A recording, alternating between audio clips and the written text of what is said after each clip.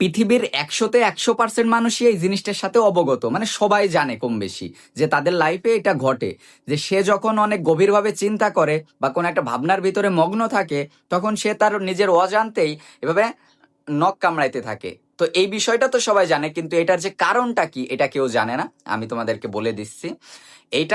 এটার নাম হচ্ছে এনসিএটি কপিং মেকানিজম। ঠিক আছে, এনসিএটি কপিং মেকানিজম। এটা কি করে, আমাদের যে মস্তিষ্ক ব্রেন, এইটা কি করে, তার উপর যখন অতিরিক্ত লোড পড়ে যায়, অনেক চাপ পড়ে যায়, সে তার চাপ কমানোর জন্য আমাদেরকে দিয়ে এরকম ছোট ছোট রিপিটেড কাজ করাইতে থাকে। ঠিক আছে, যেন তার প্রেশারটা কমে, আর আমরা আমাদের অজান্তেই এই কাজগুলো করি। তো একবার ভাইবে দেখেন যে আপনি কোনো একটা দুশ্চিন্তায় আছেন বা একটা সুচিন্তায় আছেন, চিন্তা করতেছেন, চিন্তা করতে করতে নখ কামড়াইতে কামড়াইতে অর্ধেক নখের 12টা বাজাই দিয়েছেন, কিন্তু দিন শেষে দেখা গেল কি আপনার চিন্তার কোনো ফলই পাইলেন না। হইতে পারে না? সো কে কে আছেন যারা তাদের লাইফে এরকম চিন্তার মোমেন্টে নখ কামড়ানোর অভ্যাস আছে? অবশ্যই কমেন্টে জানাবেন।